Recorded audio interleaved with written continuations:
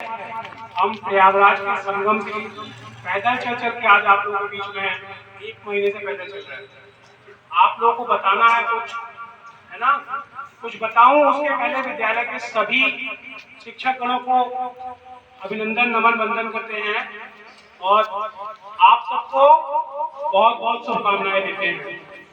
ठीक है, तो हम बात करते हैं पर्यावरण की। पर्यावरण में हमारे वायुमंडल में सबसे ज्यादा गैस होती है नाइट्रोजन, लेकिन हमें किस गैस की जरूरत होती है? ऑक्सीजन। फिर से बोलिए, ऑक्सीजन। ऑक्सीजन की हम सांस लेने के लिए ऑक्सीजन लेते हैं, लेकिन जब सांस छोड़ते हैं तो कार्बन डाइऑक्साइड निकलती है। पौधे जब पेड़ बन जाते हैं तो भोजन बनाने के लिए हमारी कार्बन डाइऑक्साइड को अवशोषित करते हैं। अवशोषित करते हैं, अवशोषित करते हैं। अगर अवशोषित करते हैं तो हमें पेड़ लगाना चाहिए। पेड़ लगाना चाहिए ना? आप सब लगाते हैं, नष्ट करते हैं। समझिएगा अच्छी से हमारी बात को। ठीक, हमें पेड़ लगाना है, लगातार लगाना है, क्योंकि अभी आप देखेंगे आपके गांव में बहुत अच्छी बात है कि बहुत पेड़ है, परंतु हमारे भारत को लगभग 100 करोड़ पेड़ों की जरूरत है। हम लोग नहीं मिलेंगे लगाएंगे तो नहीं हो पाएगा। लगाने के तरीके हैं बच्चों। हम सोचेंगे तो पेड़ हमको कोई देगा लाएगा तब हम करेंगे, ऐसा नहीं होता। आपके पास नीम के पेड़ में फल आते हैं ना? आम खाते हैं ना? जामुन खाते हैं ना? कटहल खाते हैं? पीपल देखा है कहीं भी जमाता है? ये सारे पौधे आपके घर में जिन पन्नियों में सब्जियां आती हैं उनमें मिट्टी डालकर लगा सकते हैं। जब आपके घर में छोटा बड़ा थोड़ा सा बड़ा हो जाए, अपने घर में पहले बीज से तैयार कर लीजिए। कर सकते ना? पन्नी में मिट्टी डालकर बीज डालकर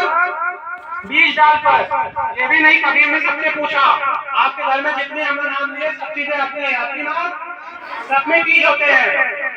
वो बीज को मिट्टी में डाल दीजिए, पन्नी में मिट्टी भर के, और थोड़ा थोड़ा पानी डालिए, वो पौधा बन जाएगा।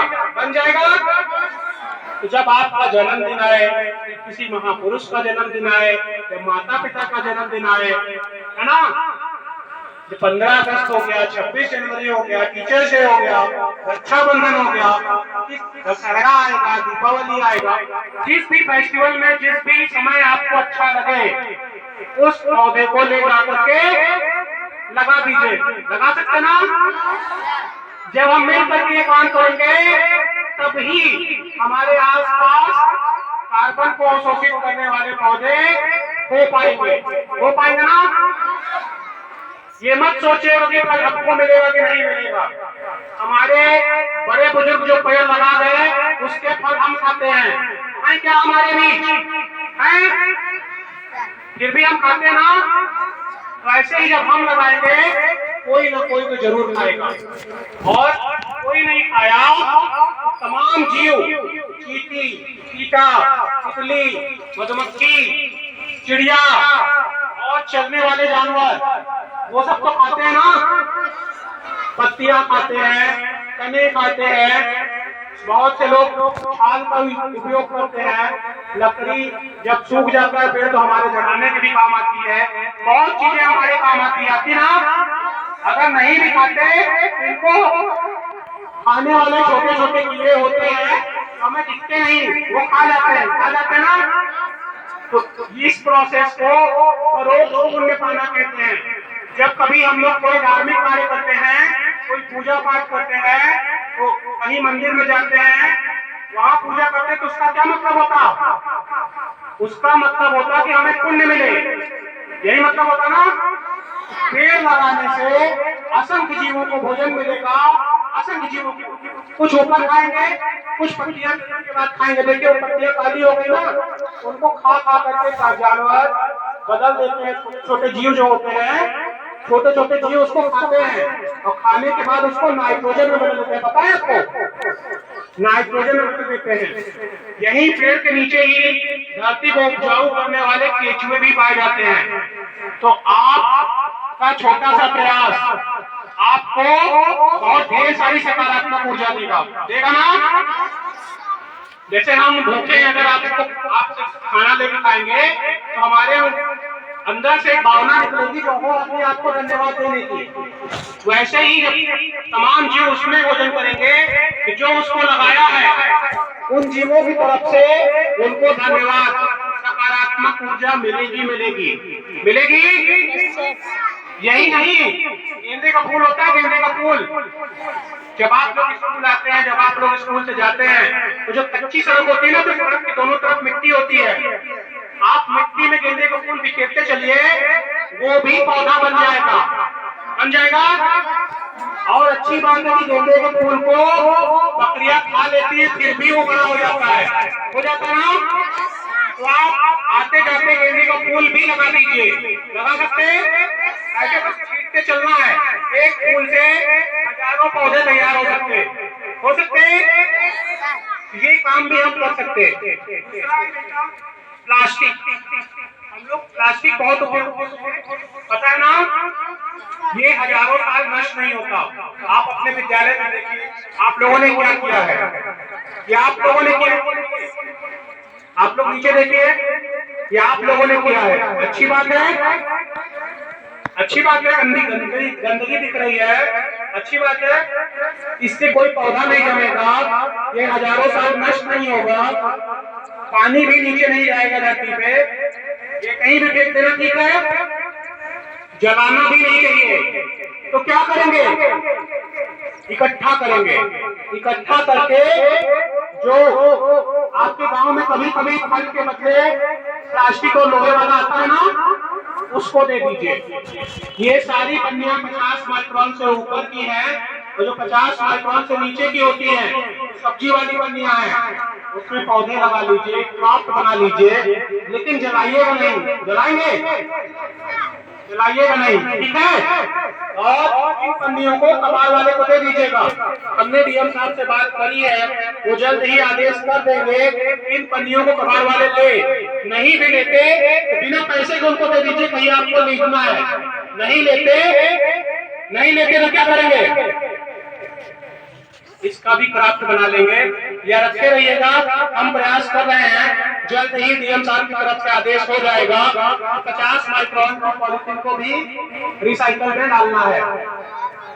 ठीक, ये सब आप जब फेंकेंगे नहीं, जैसे दवा लाते हैं खेत में डालने वाली, पापा लाते हैं ना, वो प्लास्टिक में होता है। खेत के लिए जो अभी आज तक बीज आ रहे हैं वो पन्नी में होता है, वो प्लास्टिक बिक जाता है।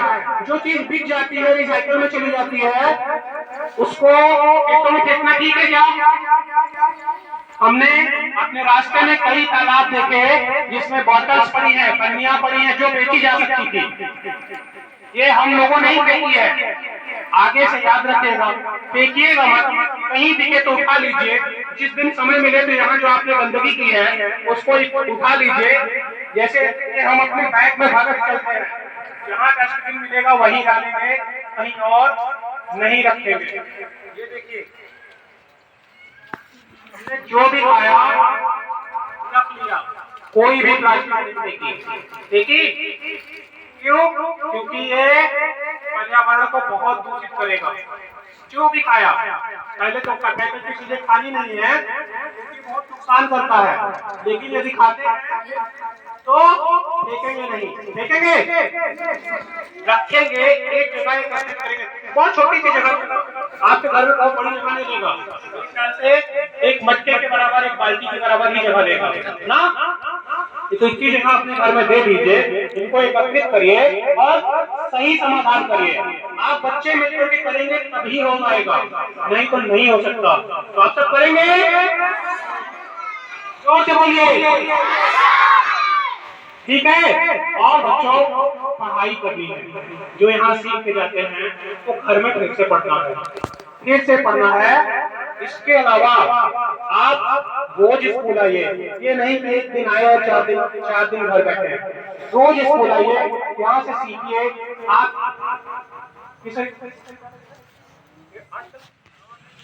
हाई स्कूल तक की किसी भी बुक में 15 चैप्टर से ऊपर है ही नहीं, है क्या? है। अगर आप केवल रीडिंग करिए, एक दिन 2 दिन में एक चैप्टर तो पढ़ सकते हैं ना, वैसे एक दिन में एक चैप्टर पढ़ा जा सकता है।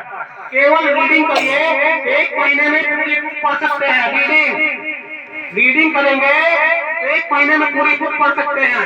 अगर आप साल भर में पूरी बुक को 5 बार पढ़ लीजिए तो उसकी ज्यादातर चीजें याद हो जाएंगी। और जो सर पढ़ाते हैं, जो स्कूल में पढ़ाया जाता है, मैडम पढ़ाती हैं, वो सब आपको अच्छे से समझ आने लगेगा। आएगा? बहुत पुरानी कहावत है, परत परत अभ्यास के जड़मती रोज के जान, रसरी आवत जात सिल पर परत निशान।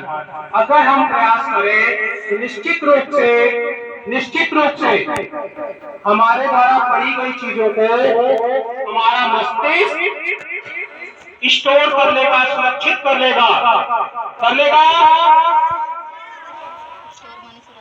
तो हमें रेगुलर करना है।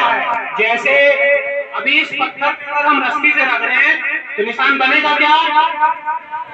बनेगा। थोड़े से रगड़ने से नहीं बनता। जैसे हमने बोला था, रसरी आवत जात सिल पर परत निशान, तो ये कहावत थी कुओं के लिए। कुआं देखा है ना, पहले कुओं से पानी भरा जाता था तो रस्सी बार बार नीचे आती थी, ऊपर आती थी, तो जब पत्थर को दबा जाती थी